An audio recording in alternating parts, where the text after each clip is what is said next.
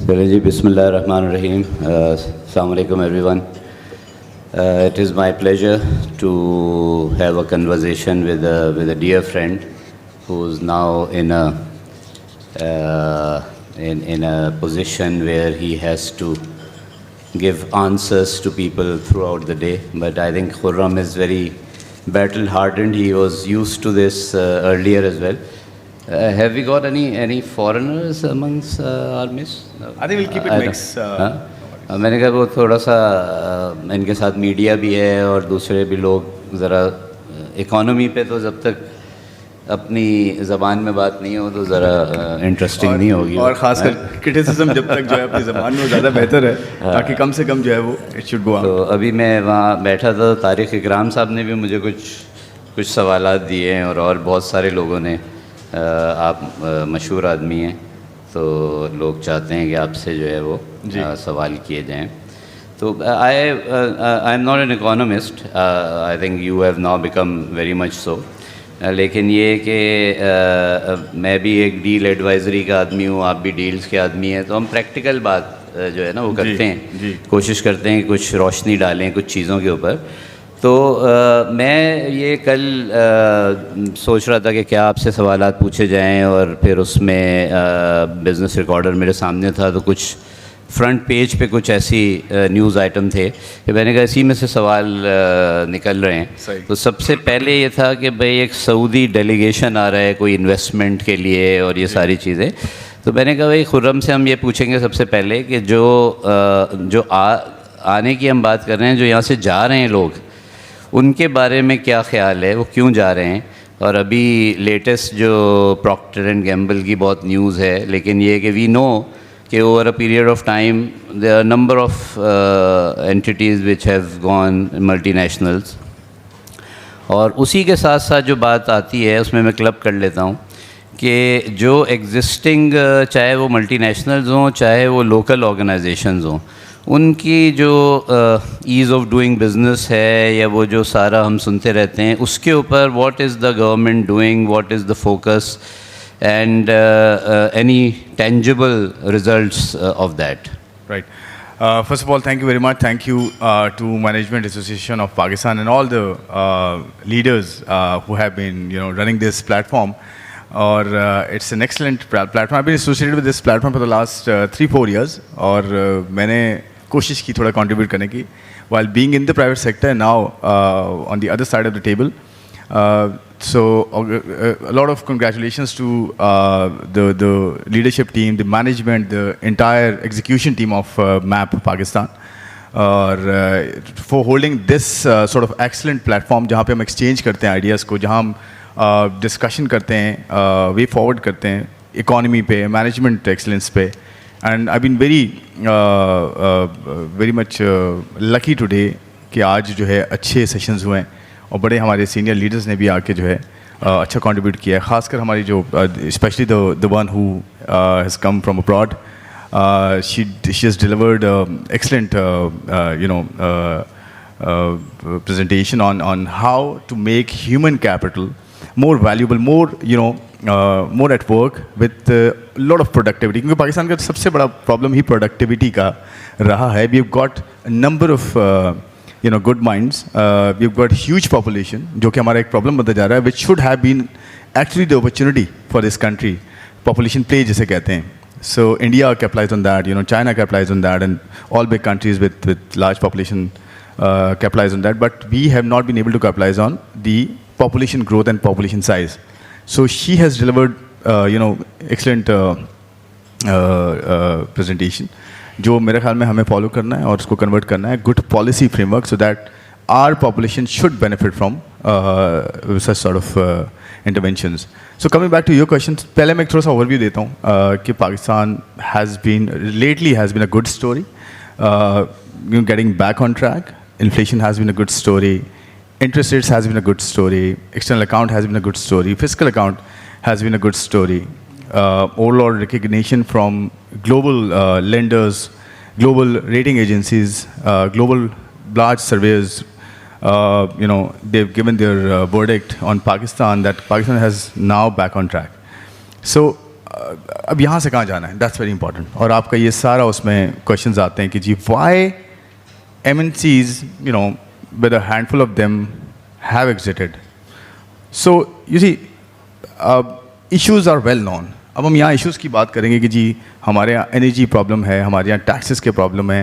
देखें, there are 3 factors which actually contribute largely to a business. One and foremost is cost of capital, कि आपको जो borrowing आप कर रहे हैं वो कितनी सस्ती मिल रही है। कैपिटल जितना सस्ता होता है उतना आपको जो है वो मौका मिलता है इन्वेस्ट करने का और उसे डिप्लॉय करने का। सेकेंड इज़ एनर्जी कॉस्ट, खासकर मैन्युफैक्चरिंग के लिए। एनर्जी इज़ वन की factor that actually drives a business, even economies. तो एनर्जी कॉस्ट भी हमारे यहाँ ज़्यादा है। डॉक्टर साहब ने प्रेजेंट किया कंपैरेटिव एनालिसिस की जी हम कहाँ खड़े हैं, इंडिया कहाँ खड़ा है, बांग्लादेश कहाँ खड़ा है, रीजनल इकोनॉमीज़ कहाँ खड़ी हैं। And the third factor which is important for the entire economy is taxes. और टैक्सेस ऑफ कोर्स हम हाई टैक्स इकोनॉमी हैं भी और रहे भी हैं। लेकिन लेटली क्या हुआ ऐसा और क्या करने जा रहे हैं, मैं ये शेयर करना चाहता हूँ आपके साथ, ऑडियंस के साथ, जो कि हमारा एक बॉटम लाइन है जो अचीव करनी है, आउटकम। देखें, first you have to restore stability, then reform and then growth. और ग्रोथ जो है वो सस्टेनेबल तभी आएगी कि स्टेबिलिटी को आप कंटिन्यू करेंगे और साथ में रिफॉर्म्स करेंगे जो कि रिक्वायर्ड हैं, and then you will go for growth. So it's not and or discussion, it's and discussion, कि हमने रिफॉर्म्स भी करने हैं, स्टेबिलिटी को भी कंटिन्यू करना है और ग्रोथ भी लेकर आनी है। अब इसके साथ 2 बड़े चैलेंजेस भी हैं जो कि मुझे लगता है, हम देखें हम जो ये बात करते हैं ना कि इकोनॉमिक स्टेबिलिटी आ जाए, ये हम पहले भी लेकर आ चुके हैं। हम 30 साल 35 साल से देख रहे हैं कि बूम बस्ट साइकिल होता है, उसके बाद हम स्टेबिलिटी लाते हैं and then we go for growth. You know, we put our foot on the pedal, there is a gold rush and we go all flat out on growth. तो वो होता ही है कि हमारे पास हम कंज्यूम कर देते हैं, बोरो करते हैं, फिर जाते हैं IMF के पास और फिर वही हाल हो जाता है। और the cycle is getting shorter actually. तो ये जो स्टेबिलिटी अब आई है, हमें इस पर कैपिटलाइज करना है, इसको हाथ से जाने नहीं देना। That's very important. देखिए, अब हम ये कह रहे हैं ना जी अब ग्रोथ कहाँ है, आगे स्टेबिलिटी, ग्रोथ कहाँ है, ग्रोथ कहाँ है। देखें, लास्ट ईयर हमने ग्रो किया 2.5% पे। This year the revise number is slightly over 3%। ठीक है, next year's target is around 3.5 to 4% given the flood impact and everything. आपकी इकोनॉमी का जो लॉन्ग टर्म ग्रोथ पोटेंशियल है वो 6 to 8% है given your dynamics, और आपका लॉन्ग टर्म इन्फ्लेशन का जो टारगेट है वो 5 to 7% है। लास्ट ईयर से इस साल आपने इन्फ्लेशन को एक लिमिट में आप ले आए। नंबर 1, आपके 2 साल आप 23% 28% पे इन्फ्लेशन गई। दिस ईयर जो लास्ट ईयर क्लोज हुआ है it was 4.5%, and to date your inflation rate is 4.2%।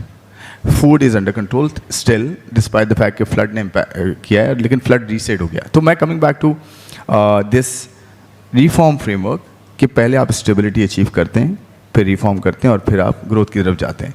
तो I would like to show one slide to all of you कि एक्चुअली जो रिफॉर्म फ्रेमवर्क है, जो स्ट्रेटेजिक रिफॉर्म फ्रेमवर्क है, जो हम उसको इवॉल्विंग है इनफैक्ट, लेकिन हम ये बताना चाहते हैं कि गवर्नमेंट ऑफ पाकिस्तान कर क्या रही है, इकोनॉमिक टीम कर क्या रही है और उसमें इनिशिएटिव्स क्या लिए हैं जिससे आगे की जो ग्रोथ है वो सस्टेनेबल होगी, वो शॉर्ट लिव्ड नहीं होगी जैसे होती आई है, जिसकी वजह से हमें फंड प्रोग्राम से निकलना होगा और हमें ऑन आवर ओन जो है वो ग्रो करना होगा। सो अगर anybody can put up the presentation please, तो मैं वो साथ साथ आपको अदनान साहब एक्सप्लेन भी करूँगा। एंड सेकंड पॉइंट इज़ जो मैं कहना चाह रहा हूँ कि ये जो मैं फिस्कल की बात कर रहा हूँ, एक्सटर्नल की बात कर रहा हूँ, मॉनेटरी की बात कर रहा हूँ एंड रेल की बात कर रहा हूँ, these are 4 main pillars of the economy, right. ये जो है ना, ये ट्रांजिशनल प्रॉब्लम्स हैं, ये बड़ा इंपॉर्टेंट पॉइंट है। ये ट्रांजिशनल प्रॉब्लम्स हैं, यानी कि आज फिर हम फिस्कल आउट हुए, फिर हमने फिस्कल अचीव कर लिया, हमने फिर एक्सटर्नल अचीव कर लिया, हमने फिर मॉनेटरी में थोड़ी टाइटनिंग की और आपके यहाँ टाइटनिंग हुई तो ग्रोथ नीचे आ गई, आप फिर थोड़ा स्टेबलाइज हो गए। दीज आर ट्रांजिशनल प्रॉब्लम्स या transactional problems. Our issue is social problems, social indicators, जिसमें 2 बड़े थ्रेट्स हैं पाकिस्तान को जिस पे काम करना है, और ये सब ने, private sector, federal government, provincial government, सब ने मिलकर काम करना है। इस पे हमारे पास फंडिंग की हमें कोई कमी नहीं है। और वो तो प्रॉब्लम्स हैं पॉपुलेशन ग्रोथ एंड क्लाइमेट, ये दो बड़े इश्यूज़ हैं। अगर हम पॉपुलेशन को कंट्रोल नहीं कर पाते या कंटेन नहीं कर पाते या उसका एक बेहतर इस्तेमाल नहीं कर पाते, ह्यूमन डेवलपमेंट की जो बात हो रही है कि हम कन्वर्ट नहीं कर पाते एक raw human to into a competitive Pakistan, competent Pakistani, उस वक्त तक हम, वो बेसिक है ये। तो पॉपुलेशन ग्रोथ इज़ की, जिसमें वही एजुकेशन, हेल्थ, स्टंटिंग और लर्निंग पॉवर्टी, ये सब आता है। Second is climate. देखें, वर्ल्ड बैंक ने, IMF ने क्लाइमेट पे पैसे दे दिए आपको, पैसे एलोकेट कर दिए आपके लिए। IMF ने अभी जो रिव्यू चल रहा है इसमें ऑलमोस्ट कंप्लीट हो गया है, इसके अंदर $1.4 बिलियन सेपरेटली क्लाइमेट के लिए रखे हैं, क्लाइमेट फाइनेंसिंग के लिए, रेजिलियंस के लिए।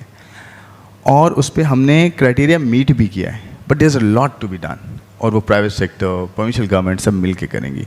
तो क्लाइमेट एंड पॉपुलेशन, ये दो एग्जिस्टेंशियल थ्रेट्स हैं जिसमें हमने मिल के काम करना है। तो अगर आप इजाज़त देते हैं या अपना नेक्स्ट क्वेश्चन करें, तो मैं आपको फिर वो एक रिफॉर्म का मैं आपको एक स्नैपशॉट देता हूँ कि रिफॉर्म्स पे क्या हो रहा है, फिर मैं आपके जो सवाल है एग्जिट पे, फिर उस पर आता हूँ। जी, आप अगर लगा दें प्रेजेंटेशन, प्रेजेंटेशन लगा दीजिए। इस पे आप नेक्स्ट कीजिएगा ज़रा, नेक्स्ट कीजिएगा ज़रा प्लीज़। रिमोट मिल सकता है मुझे? रिमोट मिल सकता है? रिमोट दे देंगे? रिमोट दे देंगे? है?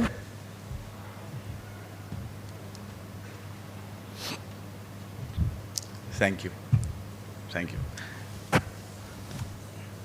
देखिए, ये जो फर्स्ट स्लाइड है, this is all about stability that we have already achieve, जिस पे मैंने बात कर ली है, जिसके अंदर ग्रोथ मैंने बताई, पर कैपिटा बताई, इन्फ्लेशन बताई, और प्राइमरी सरप्लस बताया कि जी प्राइमरी सरप्लस हमने अचीव किया है ऑल टाइम हाई।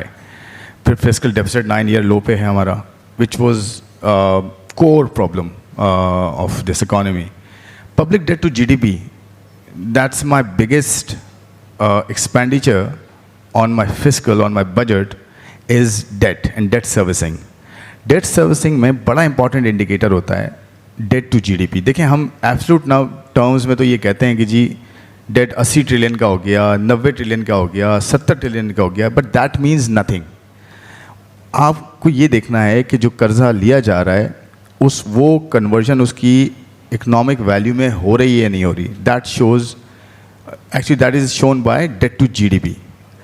ये पिछले 5 साल में शायद फर्स्ट टाइम हुआ है कि हमने डेट टू GDP नीचे किया है रादर देन गोइंग अप। 2020 में पाकिस्तान का debt to GDP, Pakistan debt to GDP was रफली around 75-76%। Now it's down to below 70%। और हमारी जो डेट की रीपेमेंट की प्रोफाइल है, यानी कि हमारा जो एवरेज मैच्योरिटी है कर्ज़ों की कि कब तक हमने पे कर सकते हैं, वो हमने 4 साल से बढ़ा के 4.5 साल कर दी है। विच मीन्स कि आपकी जो रेजिलियंस है, जो resilience on debt has increased. ये बहुत बड़ी डेवलपमेंट है, क्योंकि जब आप कर्ज़े आराम से पे करते हैं तो आपको रूम मिलता है डेवलपमेंट पे स्पेंड करने का। एंड देन आप ये देखें कि हमने अर्ली पे ऑफ किया है, कर्ज़ों को अर्ली पे ऑफ किया है। 2.6 ट्रिलियन रुपीज़ का हमने बिफोर टाइम पे ऑफ किया है डेट का। 2.6 ट्रिलियन, अभी कल की एक अपडेट है कि हमने 765 अरब हमने कम किया है कर्जा, government of Pakistan, minister of finance ने। एंड देन अगर आप देखें, हम पैंडा बॉन्ड के लिए जा रहे हैं and we expect panda bond print to take place before end of this year. ये फर्स्ट टाइम है। The second largest market and the second deepest market is basically China, वहाँ हम रेस करने जा रहे हैं। This is basically a diversification trade कि हम अपने प्रोफाइल को, अपने इन्वेस्टर्स को डाइवर्सिफाई करें। Then will go for euro in the year head. इसके अंदर क्लाइमेट और जो सस्टेनेबिलिटी है वो मैंने बात कर ली है। एंड देन आप अगर देखें नेक्स्ट, अगर मैं जाऊँ, this is the one I was talking about. देखें, दिस इज़ की, मैं पहले जो बात कर रहा हूँ कि जी हमने स्टेबिलिटी अचीव कर ली। The second point is reforms and then third will go to growth. इसमें ना ये जो पैरामीटर हमने डेवलप किया है, this is evolving but this is our strategic economic framework for sustainability. See, sustainability is the issue. हमेशा ये रहा है ना, आप भी ये बात करते रहे, हम भी प्राइवेट सेक्टर में ये बात करते रहे, जी सस्टेनेबल ही नहीं होते हम बस 3 साल या 2 साल ग्रो करते हैं 6% पे, and then we bust and we go back to the lender of the last resort. So first is structural reforms, and the first reform that has been done, which was never done in the last 76 years of this country's history, was tariff reform. Economy को open up करना, हमारे businesses को जो है वो अगर आप जितने हम करते हैं ये थे, जब बूम बस्ट साइकिल में जाते थे तो इम्पोर्ट्स पे ड्यूटी बढ़ा देते हैं हम, इम्पोर्ट्स पे ड्यूटी बढ़ाते हैं तो वो प्रोटेक्शनिस्ट इकोनॉमी आ गई। जो लोकल बिजनेसेस हैं उनके लिए प्रोटेक्शन मिल जाती थी बहुत ज़्यादा, इसको हमने ओपन अप करना शुरू किया। और हमने किया क्या है, regulatory duties, additional custom duties, इनको हम नीचे ला रहे हैं। अगर कोई 100 है तो हम उसको 5 साल में 20% नीचे ला रहे हैं, ताकि जो बिजनेसेस हैं इनको रॉ मटेरियल भी सस्ता मिले बाहर से, इंटरमीडिएट प्रोडक्ट्स भी मिलें बाहर से, और जो फिनिश प्रोडक्ट्स हैं वो भी आहिस्ता आहिस्ता खुलें, बट ज़्यादातर रॉ मटेरियल सस्ता मिले, ताकि यहाँ बिजनेसेस जहाँ से भी सोर्स कर सकते हैं रॉ मटेरियल लेके एक्सपोर्ट कर सकें। So that's first reform. Second is tax. Taxation में one key structural reform that has been done is separating policy from collection. देखें, ऐसा नहीं हो सकता कि अगर एक पुलिस वाला है वो कानून भी खुद बनाए और सज़ा भी खुद दे, पकड़े भी खुद। तो this was the case before this structural benchmark was achieved. So अब मिनिस्ट्री ऑफ फाइनेंस के अंदर policy office would be in the Ministry of Finance that would create tax policy based on economic value consideration, not on revenue consideration. अभी तक ये होता था ना कि जी इस पे टैक्स लगा दें रेवेन्यू आ जाएगा, विदाउट कंसिडरिंग कि उसका इम्पैक्ट कितना बड़ा होगा। So policy has been separated from salary वाले तो अभी भी यही समझ रहे हैं, खुर्रम भाई यहाँ पे जो बैठे हुए हैं सैलरी वाले, वो कह रहे हैं कि वो तो आप तो टैक्स लगाए जा रहे हैं खाली बगैर ये सोचे हुए कि उस पर इम्प्लीकेशन क्या है। जी अनफॉर्चुनेटली इशू तो यही है ना, अच्छा, कि इम्प्लीकेशन के बारे में अगर सोच के टैक्स लगाएं तो फिर या लोगों को कन्वे नहीं हो रहा। तो यही तो चेंज किया है, यही तो चेंज किया है कि देखिए सबसे पहले क्या होता है, आप बेसिक फाउंडेशन चेंज करेंगे ना। स्ट्रक्चरल रिफॉर्म किसे कहते हैं, कि जो बेसिक प्रॉब्लम है उसको ठीक करें, ताकि आगे आने वाले सालों में जो है जो बुनियाद है वो ठीक हो जाए। जब बुनियाद ठीक नहीं होगी तो कैसे ठीक होगा। सेकेंडली मैं आपको जवाब देता हूँ, आई होप कि जो हमारे जिन्होंने तालियां बजाई हैं फिर इस बात पे भी ताली बजाएं कि इस बजट में जो सैलरी क्लास के लिए टैक्सेस है वो एटलीस्ट इनिशियल 2-3 स्लैब्स के लिए काफ़ी कम किया गया। 1 लाख रुपए पे अब 500 रुपये टैक्स है। I know this a lot to be done, we can debate कि how much should be done, लेकिन what's important is direction of travel. मैं ये नहीं कह रहा कि जी सब कुछ ठीक हो गया है, what's important is direction of travel. वो चेंज तो हुआ है ना, पाकिस्तान में टैक्स बढ़ता है, कम नहीं हुआ कभी। पिछले 10 साल का 12 साल का ट्रेंड देख लें। नहीं देखें आप भी, आप जो है ना वो ये सब चीज़ें अपनी जगह हैं, तो इम्पॉर्टेंट चीज़ ये है परसेप्शन मैनेजमेंट ना, मतलब you know this better than me कि unfortunately somehow I don't know how, मतलब यू नो बेटर कि जो परसेप्शन है वो चेंज नहीं हो रहा। मतलब वो जो है कुछ चीज़ों के ऊपर, और ये जैसे है कि मल्टीनेशनल्स पहले भी गई बहुत, मतलब हमें सबको पता है ओवर द पीरियड कितने लोग गए फार्मा में, इसमें उसमें, लेकिन जिस तरह से ये इसकी हाइप एक क्रिएट हुई प्रॉक्टर एंड गैम्बल की, ठीक है ना, तो वो अनफॉर्चुनेटली जो एक काउंटर जो नैरेटिव है ना, वो अपेरेंटली ये लग रहा है कि वो उस तरह से नहीं है कि भाई what is happening. Similarly salary के ऊपर लोग समझते हैं या एग्जिस्टिंग जो लोगों पे टैक्सेस, जनरल परसेप्शन यही है कि वही बढ़ता जा रहा है, और जो डिफ़िकल्ट एरियाज़ हैं, रिटेलर्स हैं, ये जो लगे हैं उन पे हम शॉर्टकट ले लेते हैं, उनसे वो नहीं। तो ये मतलब this seems to be politically driven more than the thought out policy decisions. देखें जो फैक्ट्स हैं उनको हम रिकग्नाइज करना चाहिए हमें। सैलरी क्लास पे बिल्कुल, सैलरी क्लास नहीं, कॉर्पोरेट सेक्टर पे भी टैक्सेस बहुत है। मतलब ये तो कोई छुपाने वाली बात नहीं है, या मैं बैठ के आगे जस्टिफाई नहीं कर सकता। I been from the private sector, तो मैं तो, हम तो यही बात करते हैं ना। तो देखें मैंने तो शुरू में एक्नॉलेज क्या किया कि energy cost, taxes and cost of capital. Cost of capital आपने 22% से 11 पे आपकी आ गई है because of the decline in inflation, interest rate. फिर आपका टैक्सेस का डायरेक्शन ऑफ ट्रैवल की मैंने बात की। मैंने ये नहीं कहा कि जी टैक्सेस कम हो गए, मैं कभी आपको फैक्ट्स के अगेंस्ट नहीं बात करूंगा। तो direction of travel is important कि अगर सैलरी क्लास के कुछ स्लैब्स पे टैक्सेस को कमी की गई है तो डायरेक्शन ऑफ ट्रैवल शुरू हो गया है। जैसे फिस्कल स्पेस बनेगी, सबसे पहला मैं दोबारा आपसे ये लेट मी अश्योर यू कि सबसे पहली चीज़ जो आएगी वो सैलरीड एंड कॉर्पोरेट सेक्टर के लिए इंसेंटिव होगा टैक्स में, जैसे जैसे फिस्कल स्पेस बनेगी। तो ये औरंगजेब साहब मिनिस्टर बने थे तो हमारा तो यही ख्याल था कि सबसे पहले जो है वो कॉर्पोरेट सेक्टर और ये जो सैलरी क्लास और इन चीज़ों को मतलब देयर समबडी हु अंडरस्टैंड्स। इस टैक्स में डायरेक्शन ऑफ ट्रैवल तो शुरू हुई है। तो कहने का मतलब ये है कि it should continue, it will continue. और ये जो मैंने आपको ये जो फ्रेमवर्क दिखा रहा हूँ, ये इसमें बहुत इनिशिएटिव्स ऐसे हैं जो कि शुरू हो चुके हैं, लेकिन ओवरनाइट आपको कोई, आप समझते हैं, हमारी पूरी ऑडियंस समझती है ये कि ओवरनाइट कोई नहीं आएगा। तो मैं इसको जल्दी से एक रन थ्रू कर लेता हूँ। टैक्सेशन हो गया, देन एनर्जी सेक्टर में बहुत काम हो रहा है, उसमें व्हीलिंग पे काम हो रहा है। उसके अंदर जो है बोर्ड ऑफ डायरेक्टर्स और ये जितने हमारी डिस्कोज हैं इनकी प्राइवेटाइजेशन, 24 जो हैं कंपनियाँ आ गई प्राइवेटाइजेशन में, उस पर भी मैं आऊँगा। बड़ी अच्छी डेवलपमेंट है, कुछ आपसे शेयर करूँगा अच्छी इन्फॉर्मेशन के क्या होने जा रहा है विद इन अ वीक और 2, ये मैं आपको अभी शेयर करता हूँ। एनर्जी सेक्टर पे काफ़ी काम हो रहा है और फिर स्टेट और एंटरप्राइजेस में 24 जो कंपनियाँ हैं वो प्राइवेटाइजेशन लिस्ट में ऐड हुई हैं और उसके अंदर जो BODs वगैरह सारी रिस्ट्रक्चरिंग का पूरा प्रोसेस चला है। ये एक जो सेगमेंट है ये स्ट्रक्चरल रिफॉर्म्स है। थिंक पब्लिक फाइनेंस मैनेजमेंट में राइट साइजिंग पे काम हो रहा है कि फेडरल गवर्नमेंट के अंदर कुछ 40 से 43 वजारतें हैं और 400 से ज़्यादा डिपार्टमेंट्स हैं। उनको या तो डिवॉल्व किया जा रहा है सूबों के साथ, या मर्ज किया जा रहा है, या ख़त्म किया जा रहा है। तो ये 8 वेव्स हैं और 5 वजारतें हर वेव में हैं। तो तकरीबन 5 या 6 हमने पूरी की हैं, 2-3 और रहती हैं। 2 पे इम्प्लीमेंटेशन स्टार्ट हो चुकी है, लेकिन आप रिजल्ट थोड़े से वक्त में देखेंगे। फिर आपके पास प्राइवेटाइजेशन है, 8 ट्रांजैक्शंस इस वक्त चल रही हैं, 8 ट्रांजैक्शन। PIA है जो एक्सपेक्ट आप करें इस साल ख़त्म होने से पहले PIA will go through. Everything is on track, negotiation part चल रहा है, वो आप इंशाल्लाह देखेंगे in the coming weeks and months कि PIA will go through before the end of this year. Special दावत करूंगा अगर PIA की ट्रांजैक्शन हो गई इंशाल्लाह। ठीक ठीक। और उसके बाद PIA के बाद रोजवेल्ट होटल है, उस पर हम JV पे काम कर रहे हैं और उसमें फाइनेंशियल एडवाइज़र आपने देखे दुनिया के top 7 investment banks and investment brokers और रियल स्टेट ब्रोकर्स हैं दुनिया के टॉप के। तो ये एक माइंडसेट चेंज है, एक फेस चेंज है ना जी। पहले तो आपको याद है आप भी एडवाइजरी में रहें और कितने एडवाइज़र आ रहे थे आपके पास, 1 या 2 या आ ही नहीं रहे थे। आज 7 एडवाइज़र दुनिया के टॉप आए। तो मैं तो फैक्ट्स की बात कर रहा हूँ।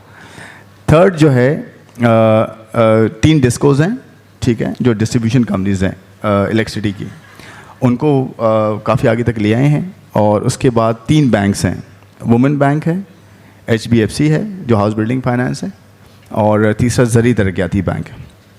और मैं आपको ये बता देता हूँ कि वुमेंस बैंक के बारे में इंशाल्लाह आप एक अच्छी खबर जल्दी सुनेंगे, HBFC के बारे में सुनेंगे, और PIA की मैंने आपको चीज़ बता दी है। देखें, privatisation is part and parcel of the entire economy. ये नहीं हो सकता कि इकॉनमी आपकी पहले स्टेबल नहीं थी तो आप प्राइवेटाइजेशन एक्सपेक्ट कर रहे थे। हमने प्राइवेटाइजेशन 2013 से 18 में भी की थी ना, तो उस वक्त तो आपकी थ्रू हुई थी, वो ठीक है। आपकी ये थोड़ा जो स्ट्रक्चरल इश्यूज थे, आपकी जो बड़े एलिफेंट्स हैं उनकी प्राइवेटाइजेशन नहीं हो पाई, बट अब वो हैं उस पे लिस्ट पे बहुत आगे तक आ गई हैं। इंडिया की जो इंडियन एयरलाइन जो अभी टाटा ने ख़रीदी है, आपको पता है उसकी कितनी अटैम्प्ट्स हुई हैं? एक्चुअली प्रॉब्लम ये कि हमारा कॉन्टेक्स्ट या हम देखते नहीं हैं कि दुनिया में क्या हो रहा है। हम सिर्फ ये समझते हैं हम ही बुरे हैं और हमारे साथ ही बुरा हो रहा है। दुनिया में पाकिस्तान ही जो है वो ख़राब मुल्क है। इंडिया की जो एयरलाइन है उसमें 5 से 6 अटैम्प्ट्स हुई थी 2001 से लेकर 2021-22 तक, जब तक हो नहीं गई थी। हमारा 1 अटैम्प्ट हुई है जिसमें बिड तक गए हम। ठीक हो गया। अच्छा, मैं अब आ जाता हूँ उस पर कि डेट मैनेजमेंट में हम क्या कर रहे हैं। डेट के अंदर हम जो है, क्योंकि सबसे बड़ा बिल फिस्कल पे डेट है, उसको हम रीऑर्गेनाइज कर रहे हैं, एक ग्लोबल स्टैंडर्ड पे लेके जा रहे हैं कि डेट मैनेजमेंट हमारी प्रायोरिटी होनी चाहिए। देन की पॉलिसीज़ हैं, इलेक्ट्रिक पॉलिसी हम ले आए, डिजिटल AI पॉलिसी गवर्नमेंट ने दी है। थर्ड सबसे इंपॉर्टेंट इंडस्ट्रियल पॉलिसी आ रही है, जिसके अंदर ये जो 2 चीज़ें हैं उसको एड्रेस करने की कोशिश की गई कि टैक्स रेट्स क्या हों नई इन्वेस्टमेंट्स के लिए, एग्जिस्टिंग इंडस्ट्रीज़ के लिए, और उनको टारगेट बेस्ड इंसेंटिव दें टैक्सेशन पे, और दूसरा एनर्जी प्राइसेस पे। अच्छा, टारगेट पे आप आए। अभी मैं वहाँ बैठा था, तारिक इकराम साहब ने मुझे हुक्म दिया है कि भाई एक्सपोर्ट Exports पे, जी, जी। से रिलेटेड जो है वो आप जब तक नहीं करेंगे तो वो कुछ होने वाला नहीं है। वो तारिक साहब के आपने क्या मशवरा लिया है और क्या उनकी इनपुट्स पे आप नहीं सर, इनका एक्शन ले माशाल्लाह रहे हैं, बड़ा वो एक्सपीरियंस है बताइए। सर, बड़ा एक्सपीरियंस है इनका, और इन्होंने बड़ा हमें गाइड भी किया और करते आए हैं ये, और बड़ा क्रिटिकली गाइड करते हैं माशाल्लाह, बट वेरी पॉजिटिवली।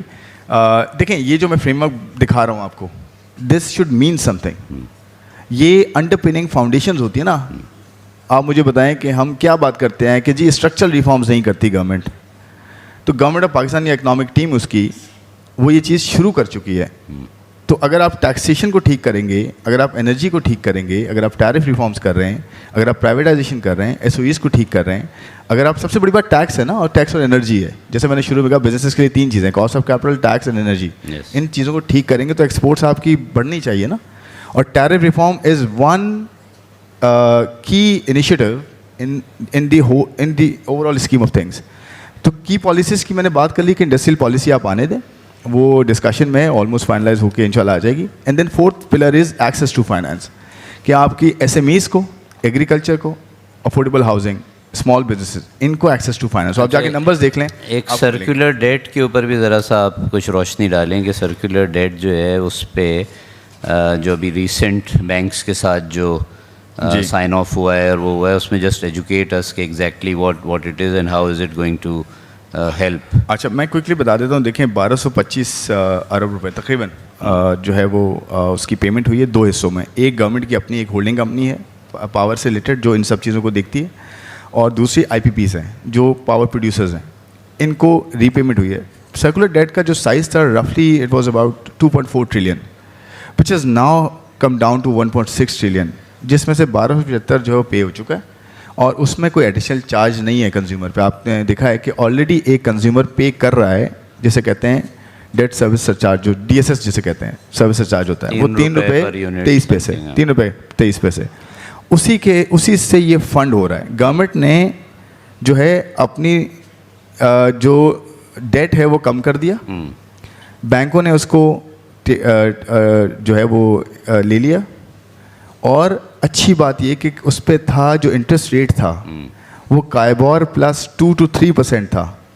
अब जो इंटरेस्ट रेट है वो कायबोर -90 बेसिस पॉइंट है। और बैंकों ने इसलिए भी किया है, thanks to Pakistan bankers association, जिन्होंने आगे आके लीड ली, सारे बैंक्स आगे आए, इस्लामिक है ये, शरिया कंप्लाइंट भी है।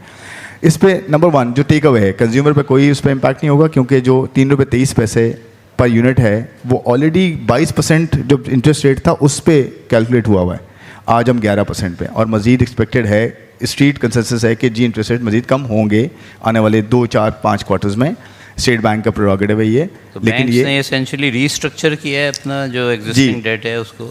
देखें, बैंकों ने गवर्नमेंट ऑफ पाकिस्तान की एक लाइबिलिटी ले ली, और backed by cash flows. Bill तो हम भर रहे हैं, जो बिल में जो कैश आ रहा है उसके अंदर 3 रुपये 23 पैसे वैसे ही आ रहा है।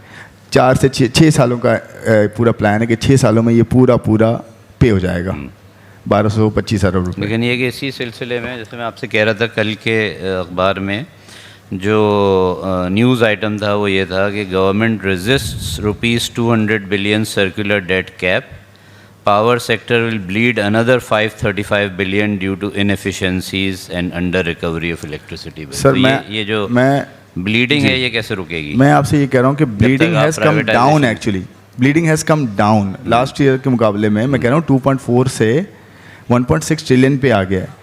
Bleeding has come down significantly.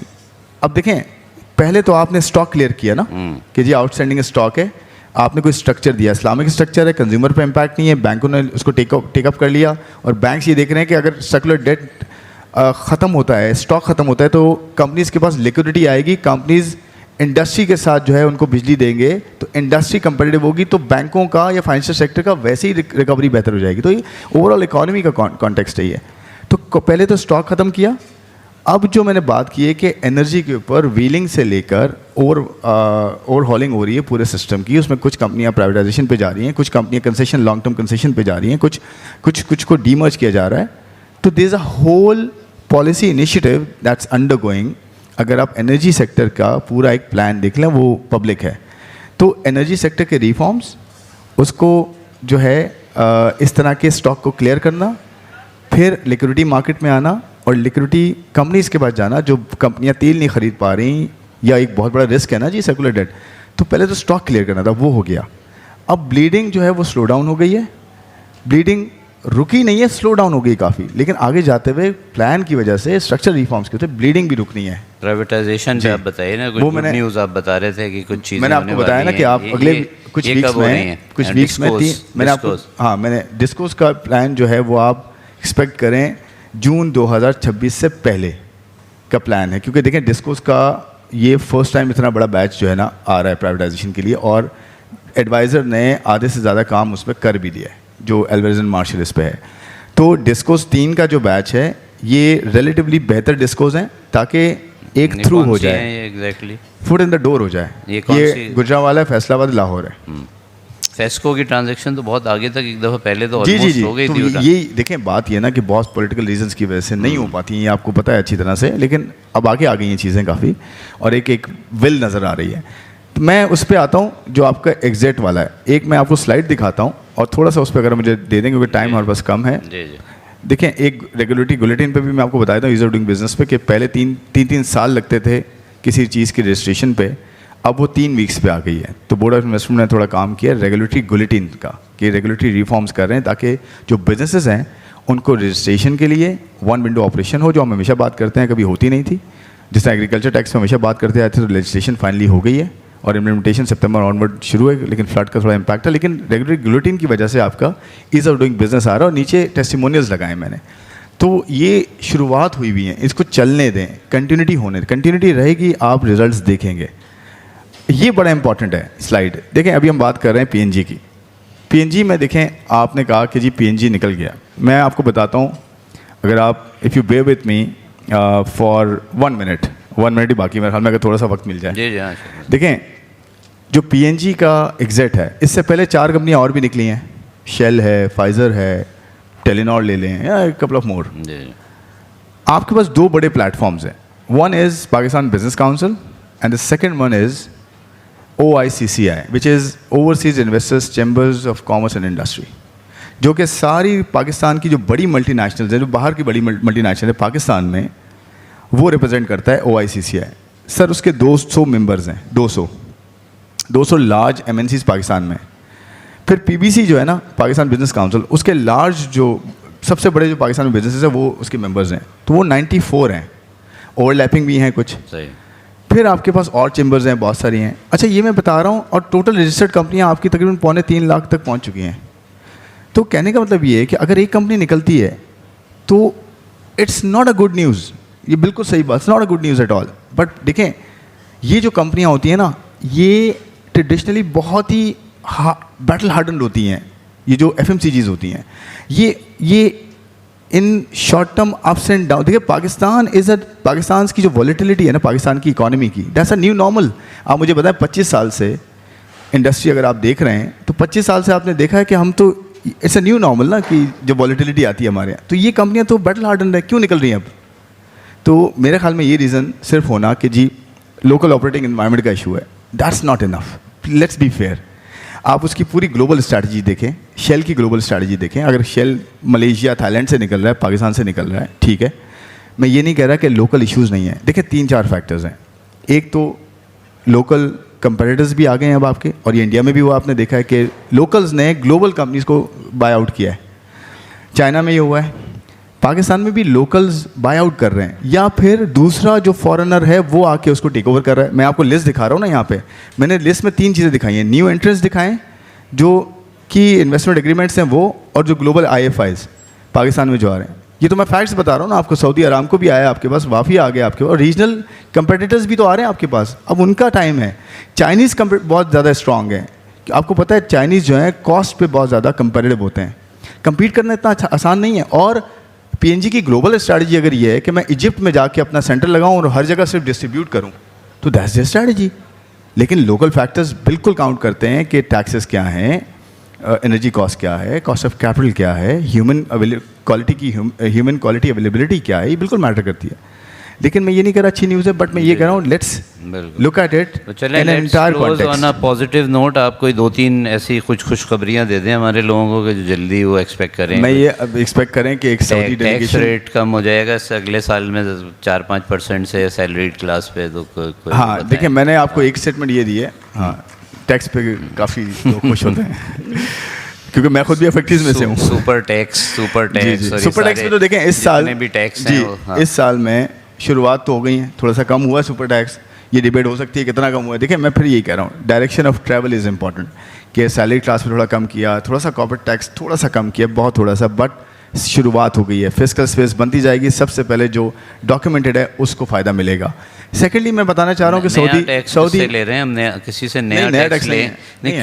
किस कुछ लोगों से लेंगे तो फिर यहाँ कम होगा ना, मतलब वो तो शुरू करें आप लेना। सर एग्रीकल्चर की लेजिस्लेशन हो गई है, इम्प्लीमेंटेशन इस साल से शुरू है। Retailers- आपको पता है 75 साल में 77 साल में एग्रीकल्चर टैक्स इम्प्लीमेंट हुआ था।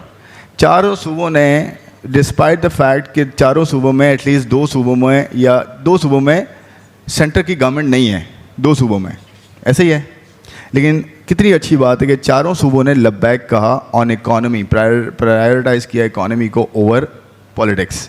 ये बहुत बड़ी बात है।